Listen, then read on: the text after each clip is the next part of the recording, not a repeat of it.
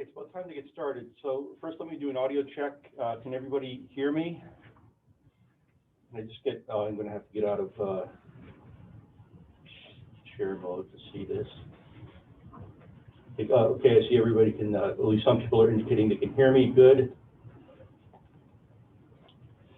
Okay, just a couple things that, couple announcements before we get started again as usual. Remember, we'll be back on our regular quiz schedule today, so we'll have quizzes on Wednesday and Friday.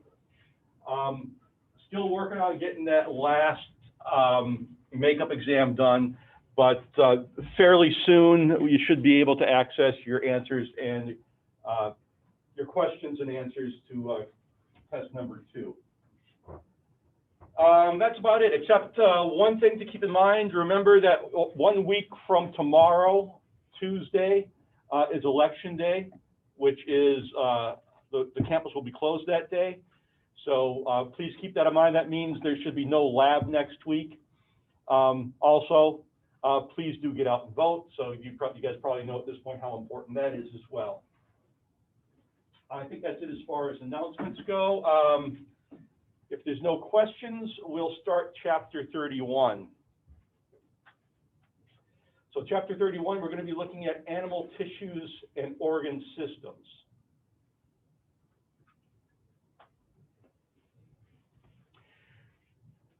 Okay, a tissue is an organized group of cells and extracellular substances that perform one or more specific functions. So recall early on in the semester, when we talked about the levels of organization in nature, I told you that this is basically going to be an outline for this semester. So we've been going up the levels of organization from molecules to organelles to cells. Now we're at the level of tissues.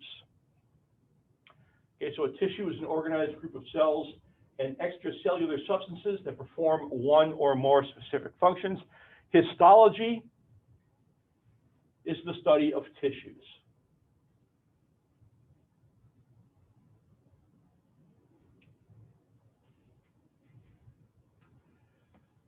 Okay, so there are 4 fundamental tissue types or basic animal tissues. So we have epithelial tissue.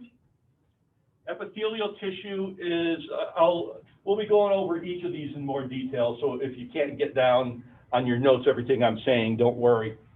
There's 4 basic animal tissues. There's epithelial tissue. Epithelial tissue is a sheet-like tissue that covers body surfaces and lines body cavities. We have connective tissue.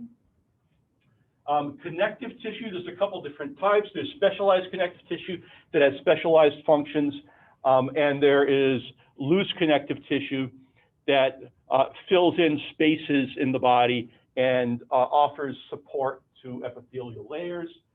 We have muscle tissue. The important thing about muscle tissue is it's contractile. So because muscle tissue can contract, that means that allows for movement.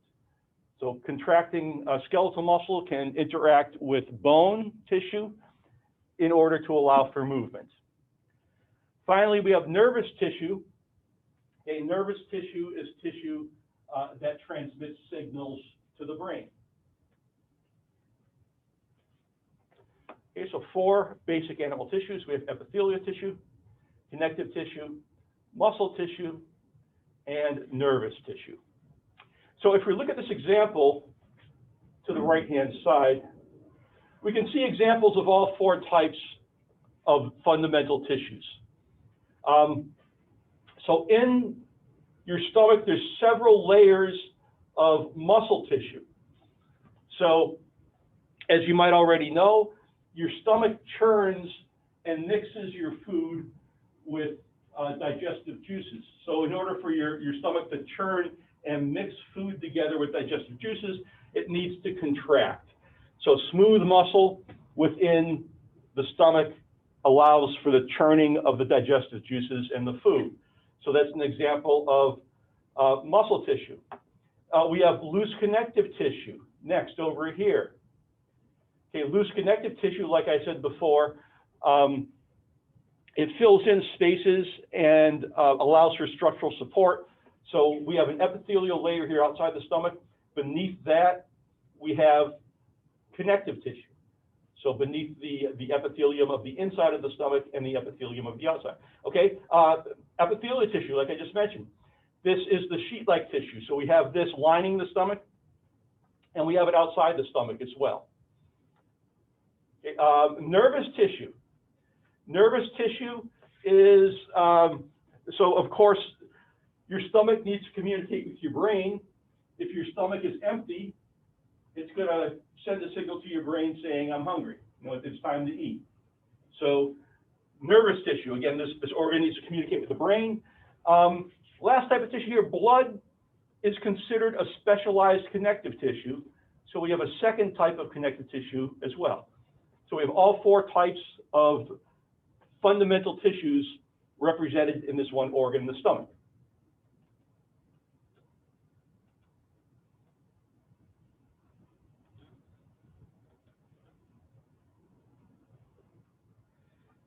And an organ is an organized group of tissues that perform one or more specific functions. So obviously, in the case of the stomach, that function is digestion. So an organ is an organized group of tissues that perform one or more specific functions. Okay, and I believe we've had this definition before in one of the early lectures. Okay, first we're going to consider, pardon me, we're going to consider each of these four fundamental tissue types in a little more detail. First, we have epithelial tissue.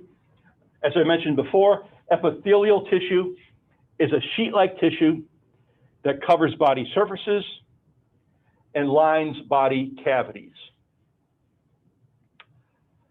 Epithelial tissue always contains an apical surface. This is the free surface or the exposed side of the sheet. A basal surface is the non-exposed side. And a basement membrane or basal lamina is an extracellular substance at the basal surface that attaches the epithelial sheet to the underlying connective tissue. Okay, so let me draw on the board for you guys.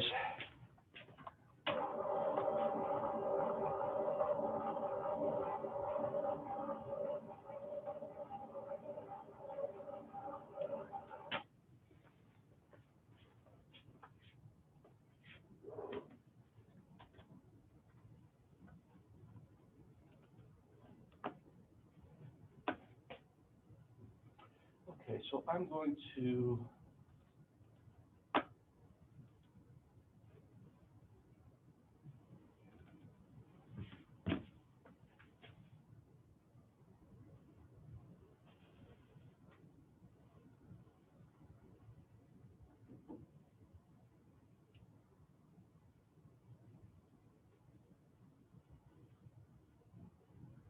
there, that looks pretty good.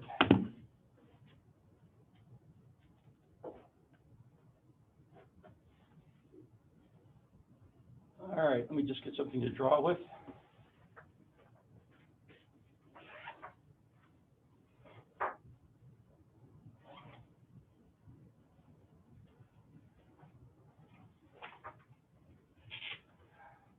Okay, so let's consider a simple epithelium. As we'll see in a couple slides, a simple epithelium is an epithelial layer composed of just one layer of cells.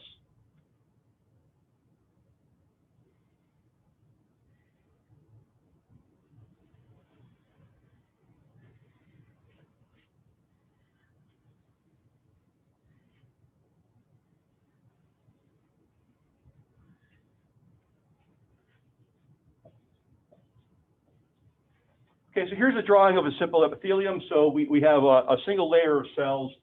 Underneath, we have basement membrane.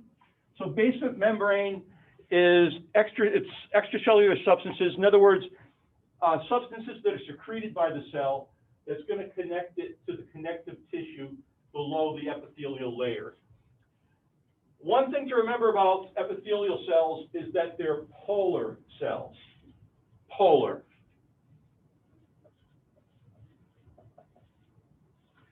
Now, in this instance, when I say polar, usually when I say polar, you think of something like a battery, there's an electrical charge. Sometimes polar means that, but in this case, polar just means having two different ends. Okay, like the Earth, for example, is polar. We have a North Pole and a South Pole, right? You know, if we're talking about charge, a battery is polar. It has a plus end and a minus end. Well, epithelial cells are polar, and then they have two different ends. They have an apical surface and they have a basal surface. So here, the surface that's exposed, so in the case of your skin, the side that's exposed is the apical surface of the epithelium of your skin. In the case of your stomach, the cells that are on the inside, the luminal side, okay, again, that's the apical surface that's exposed to the lumen of the stomach. So we have an exposed or an apical surface.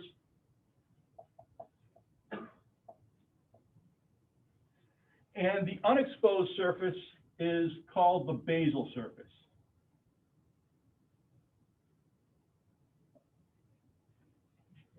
And below the basal surface, we have the basal lamina or the basement membrane.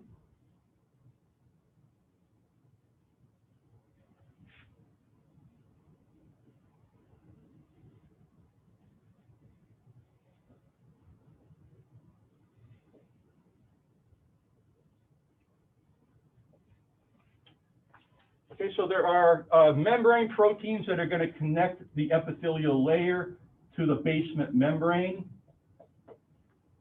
And then the basement membrane is connected to the connective tissue below the epithelial layer. Okay, so those are the parts of an epithelial layer. Let's go back to the PowerPoint.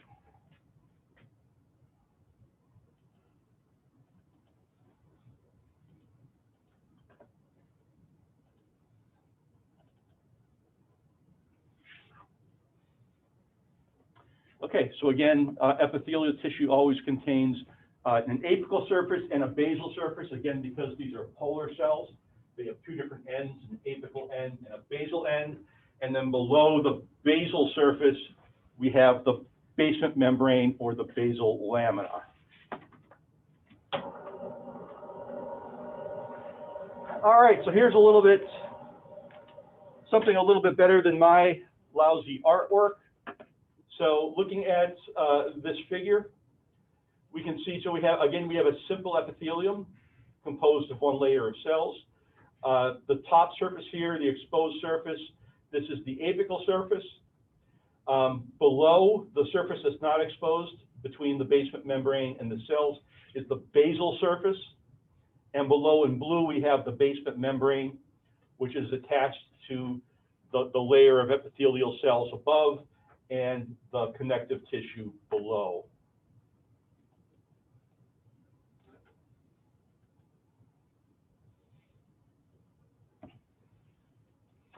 Okay, so we can divide up epithelia into four basic types. Let me see, simple epithelium. I'm sorry, I have to peek ahead because, yeah, three basic types. So a simple epithelium is a single layer of cells. Simple epithelium, one layer of cells. And we have three types of simple epithelia. We have a simple squamous epithelium, which is a single layer of flat cells. We find these lining the blood vessels and the air sacs in the lungs. So squamous, if you look at the shape of a squamous cell, hopefully you guys have had a chance to look at all these different cell types in lab. I believe last week was tissues, I think, right? This week is going to be, you're going to be doing skeleton and muscle. So last week in lab, hopefully you had a chance to look at some of these cell types under the scope. Squamous cells, to me, they kind of look like a fried egg. So they're flat cells, and the nucleus kind of bulges up the way that the yolk in an egg does. So squamous cells are flat cells. To me, they kind of, to my eye at least, they kind of resemble fried eggs. And we find these lining the blood vessels and in the air sacs of the lungs. Then we have cuboidal. So a simple cuboidal epithelium is a single layer of square cells. We find simple cuboidal epithelium lining the kidney tubules and the bronchioles in the lungs. And finally, a simple columnar epithelium is a single layer of rectangular cells.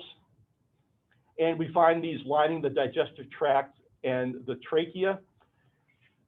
Sometimes on the apical surface of columnar epithelia, we have cilia. Okay, cilia are little hair-like structures. Hopefully you had a chance to observe this in lab last week.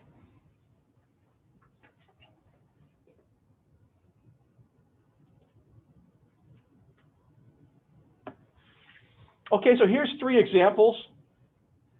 So over here on the far, I'm sorry, I didn't mean to do that. Okay, so over here on the far left, we have a simple squamous epithelium. So again, this is a single layer of flat cells, and if you look, at least to my eye, these kind of resemble little blue fried eggs. Again, very flat, kind of like a fried egg is. So simple squamous epithelium, we have a single layer of flat cells. Here we have a duct inside of a kidney. This is a simple squamous epithelium. So a simple squamous epithelium, which is right here. We have a single layer of square cells.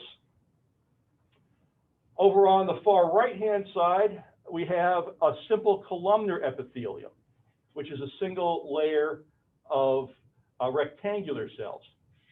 Now, hopefully you had a chance to talk about this in lab, but if you look at the apical surface here of the simple columnar epithelium, you can see these little whisker-like projections. These are cilia. These are hair-like projections that we sometimes find on the apical surface of a simple columnar epithelium. Does anybody remember, either on Zoom or in class, what these cilia are for? I think that was a question on your lab handout. What's the function of these little hair-like things? Move substances along. Alicia says, yes, and that's true, move substances along. So their function is cleaning. If you look here in the simple columnar epithelium, these blue staining cells here and here, these are called goblet cells. And so what we're looking at here, this is actually the epithelium of a trachea, I believe. These goblet cells secrete mucus. Okay? Mucus is a very sticky substance. So if we were to breathe in anything that's harmful, things like maybe germs, viruses, mold spores, pollen that we might be allergic to, it's going to stick to that sticky mucus. All right? And the cilia sweep along that debris-laden mucus. Okay, so we have something in our trachea. So our trachea is our windpipe that connects our larynx or our voice box to our lungs. That has something called the mucociliary escalator. So it's constantly secreting mucus. The mucus traps debris, and then the cilia are constantly moving that mucus up. So the debris-laden mucus can either be expelled or it could be swallowed. And in that way, it's going to destroy any debris that got trapped in the mucus. And that way, it keeps your airway clean.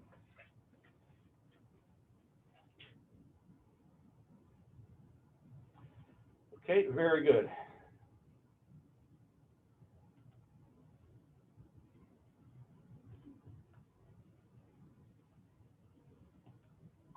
All right. So that was a simple epithelium. So a simple epithelium is just one single layer of cells. However, we can have multiple layers of cells. So a stratified epithelium is an epithelium that's composed of multiple layers of cells. One example of a stratified epithelium is your skin. Okay, so your skin has a couple layers. There's I always draw a blank on the outermost one. So the lowest layer of skin in your lowest layer in your skin is called the hypodermis. The hypodermis is the lowest level. In between that, so neck going up, there's the dermis, and above the dermis, there's the epidermis. So 3 layers. So that's 3 layers of cells, right? So multiple layers of cells. That's a stratified epithelium. In the case of skin, epidermis, dermis, hypodermis. Third, we have glandular epithelium. Glandular epithelium secretes substances from the apical surface, and there are 2 types. We have exocrine glandular tissue. Exocrine glandular tissue contains ducts, and it secretes substances like mucus, sweat, saliva, tears, milk, oil, digestive enzymes, etc. It's basically anything except for hormones. Exocrine glands do not contain ducts, and they only secrete hormones. Okay, so we've got exocrine epithelial tissue, endocrine epithelial tissue. Exocrine always contains ducts, never secretes hormones. Endocrine glands never contain ducts, always secrete hormones. Let's look at some examples. Okay, so looking at this little guy here,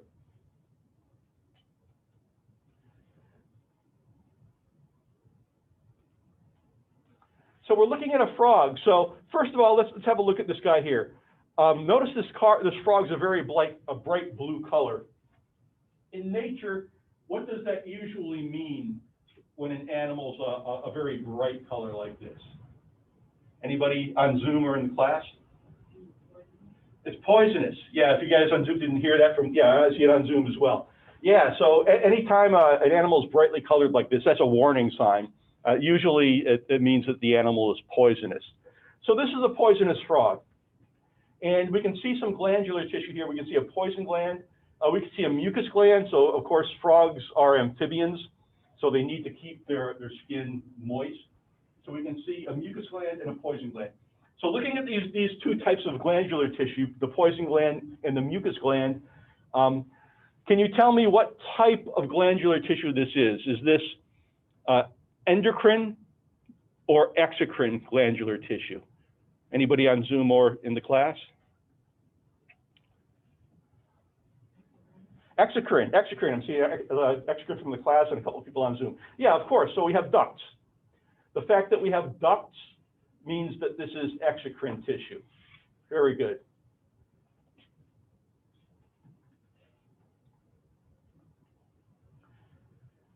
Okay.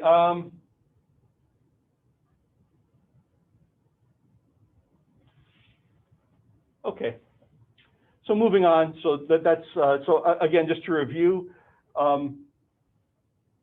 there are 3 types of epithelial tissue.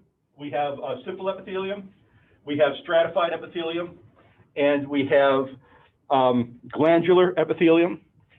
We can break simple epithelium down into 3 subtypes. We have simple squamous, which are a single layer of flat cells. We have simple cuboidal, which is a single layer of square cells. And we have simple columnar, which is a single layer of rectangular cells. Stratified epithelium, there's just one type. It's containing multiple layers of cells. And finally, glandular epithelium, we can break that down into 2 subtypes, exocrine and endocrine tissue. Okay, so these epithelial cells are joined by cell junctions. And there's 3 types. Actually, there's more than 3 types. We're only going to consider 3 types of cell junctions. We have desmosomes, or adhering junctions that hold cells together but allow substances to pass between cells. A good example of that is in skin. We have tight junctions. Tight junctions hold cells together and form a watertight seal. We find these in the lining of the stomach and the intestines. And we have gap junctions. Gap junctions are open channels between adjacent cells to allow transport of materials directly between the cytoplasms of the two cells. And we find that in cardiac muscle tissue. Okay, let's go back to the whiteboard for a couple minutes.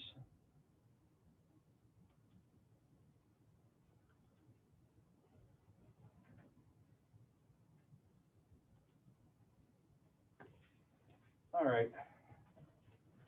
So I'm going to use the same drawing, but I'm going to make a little more room for me to draw.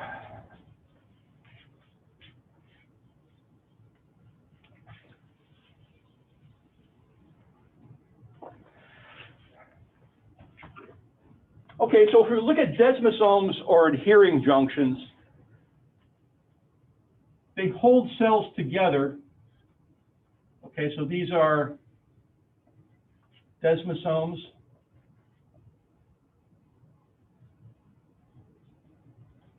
Also called adhering junctions.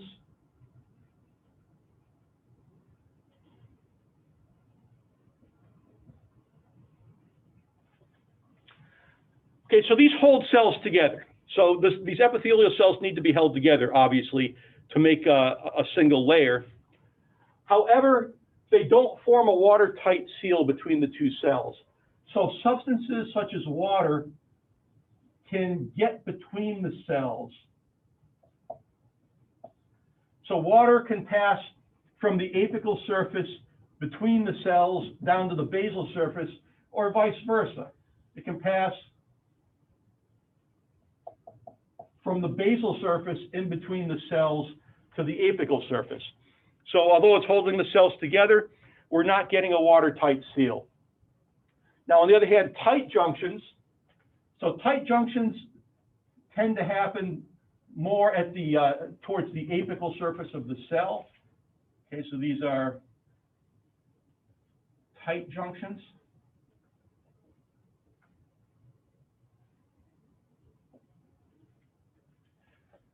Just like desmosomes or adhering junctions, these are going to hold the cells of the epithelium together, but these also form a watertight seal at the apical surface.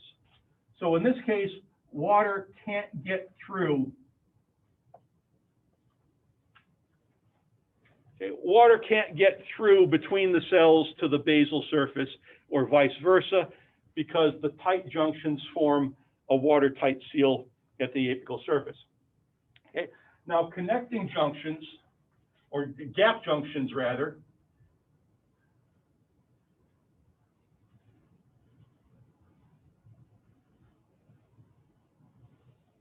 gap junctions, again, just like the other two types of junctions, they hold together the cells of the epithelial layer, but they allow substances to pass directly from one cell to another because they form a channel in between.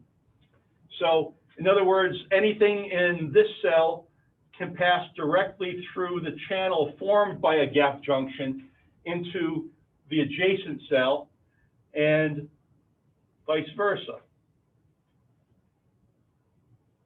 Okay, so essentially it connects the two cytoplasms by little channels.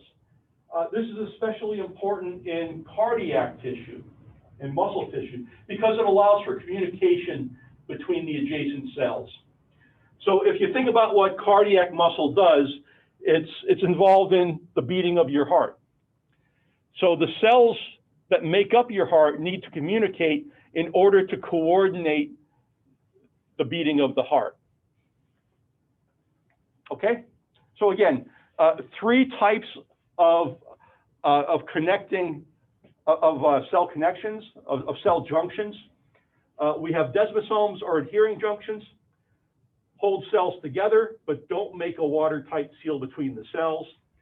Tight junctions hold the cells together and make a watertight seal so that water can't get between the cells.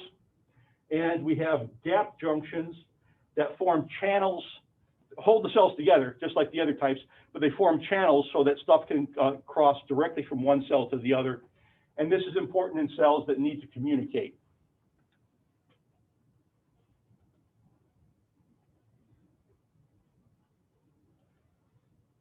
All right, back to the PowerPoint.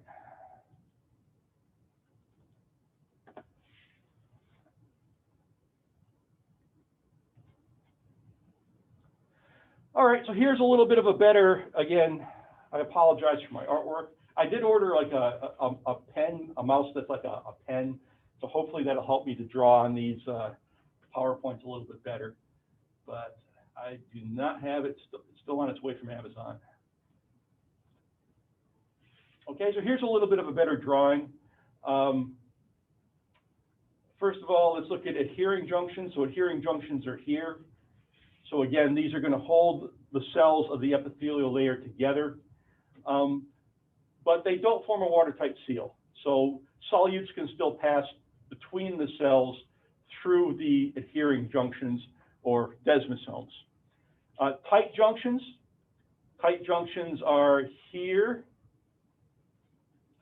Okay, tight junctions, again, they're going to hold the cells together, and these do form a watertight seal so that water can't pass from the apical surface to the basal surface or vice versa. Here and here, we have gap junctions, and it's kind of hard to see, but if you look closely, you can see that there is a little pore or channel in the middle of each of these proteins. Okay, this allows solutes to pass from one cell to the other, so that the cytoplasms of the two adjacent cells are actually connected, and this allows substances to pass freely and communication between adjacent cells.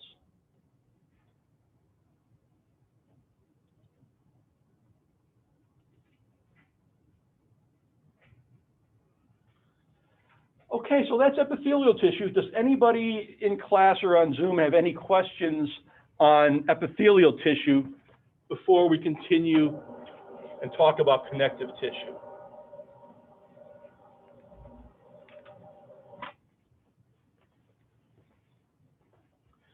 Okay, I don't see any questions on Zoom or from the class. So next, let's talk about connective tissue. So connective tissue is by far the most abundant of the four fundamental tissue types that we find in organisms. Connective tissue provides structure and support. One thing common to almost all connective tissue types, there is one exception, but something common to almost all connective tissue types is that they contain relatively few cells and abundant extracellular matrix made primarily of collagen fibers. Okay. Extracellular matrix, much like the basal lamina that I talked about before, these are substances that are secreted by the cell. Collagen is a protein that's secreted by your cells that makes up a lot of the it makes up most of the extracellular matrix of most of the types of connective tissue that we're going to talk about. Although there are some other substances like keratin, like chondrin, that we'll talk about later, that the cells also excrete into the extracellular matrix. Okay?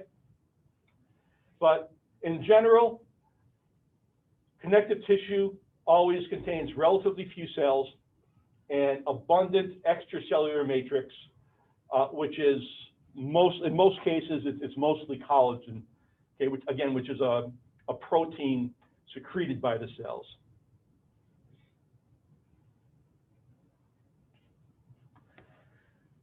All right, so we can break down connective tissue into two basic types. We have soft connective tissue and we have specialized connective tissue. Soft connective tissue, we can further break down into three subtypes.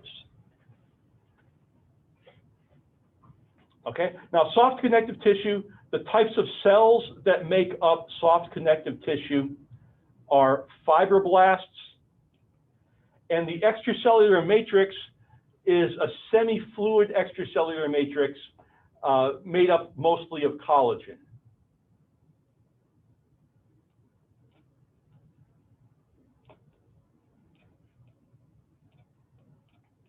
So this is mostly like collagen and water.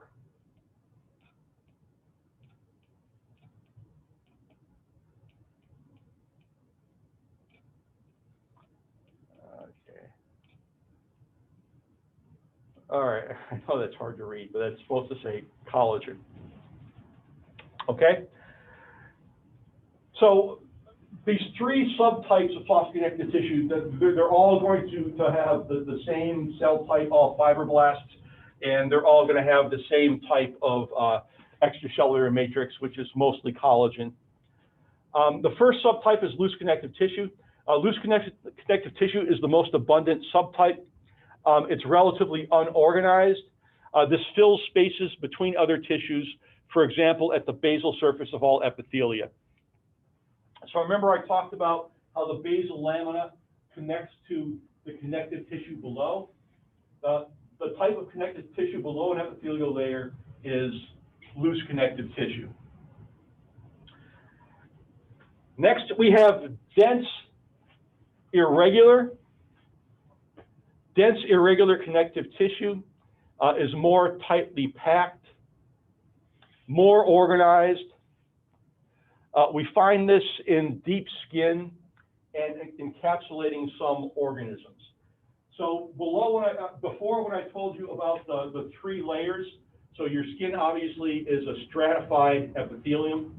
The lowest layer, or the deep skin, the hypodermis, that's some place that we'll find a lot of dense, irregular connective tissue.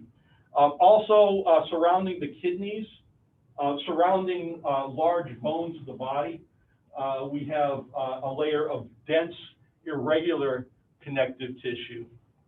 Okay, so this encapsulates some organs. We find it in the deep skin. We also find it surrounding large bones like your femur. There's a layer of dense, irregular connective tissue around that.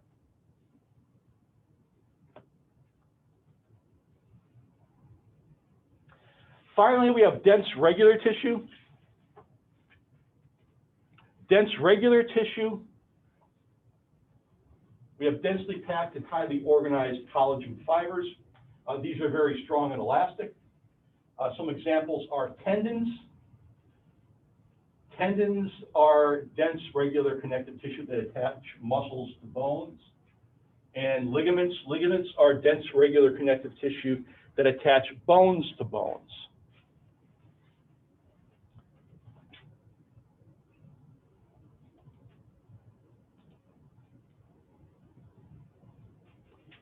Okay, so let's look at some examples.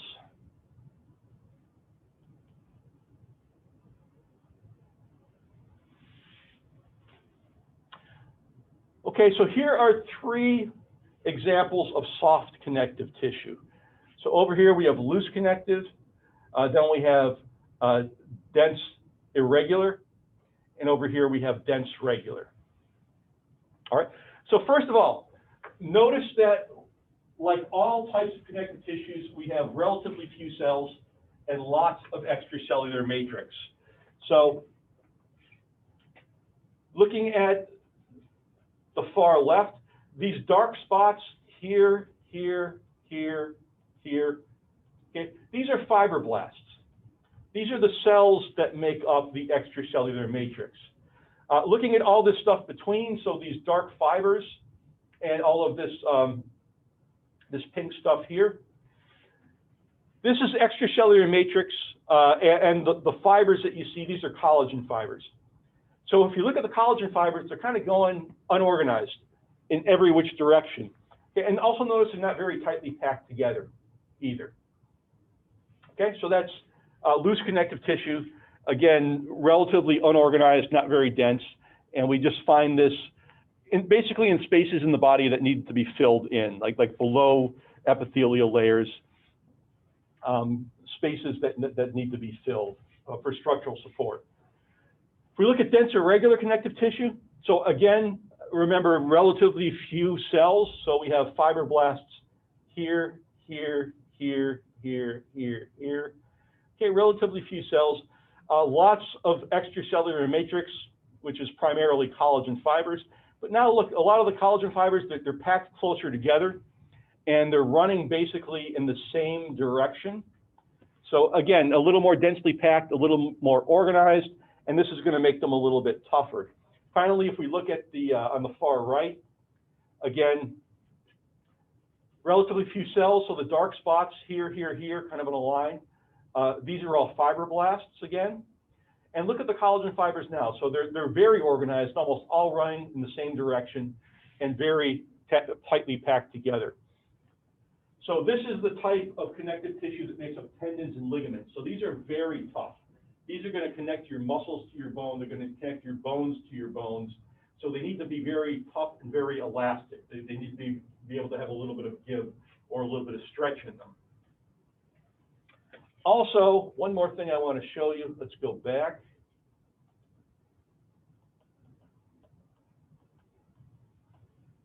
Here.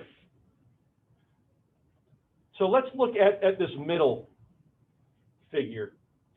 So remember on that slide, it says that we find loose connective tissue underneath epithelial layers to support the epithelial layer. Well, if we look below this simple cuboidal epithelium, and here's a simple cuboidal epithelium, the spaces in between, this is all loose connective tissue all through here. Okay, also all through here.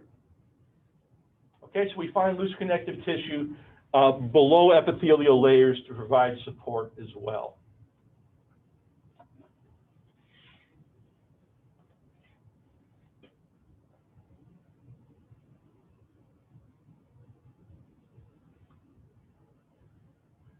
Okay, the second type of connective tissue is specialized connective tissue.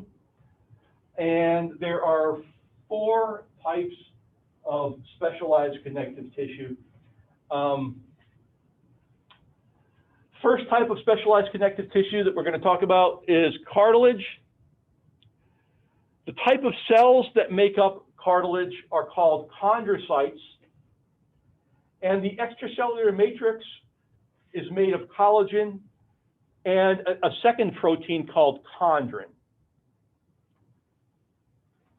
Okay, so the matrix, the cells are chondrocytes, the matrix is collagen and chondrin. Cartilage is a very, collagen is a very strong and flexible connective tissue. We find it tip of the nose, external ear, joints between bones, shark skeletons.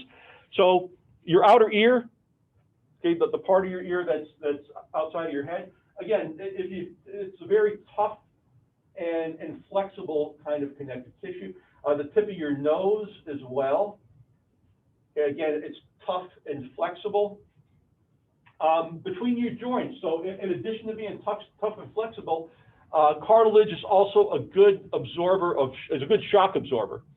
So by having it in between our joints, like in our knee joints, it can absorb some of the shock of us. You know, when we're running, we're constantly pounding our feet, pounding our joints. The cartilage can absorb some of the shock from us, you know, running and walking.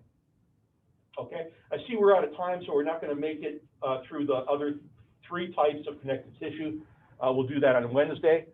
So again, just to remind you, quizzes this week, Wednesday and Friday. Remember, next week, Tuesday the 3rd, we're off for Election Day. No lab that week. And also, I'm working on getting the makeup tests done so that you can look at your tests. That will be shortly. Okay, so if there's no questions, I am going to end the Zoom meeting, and I will see you guys on Wednesday.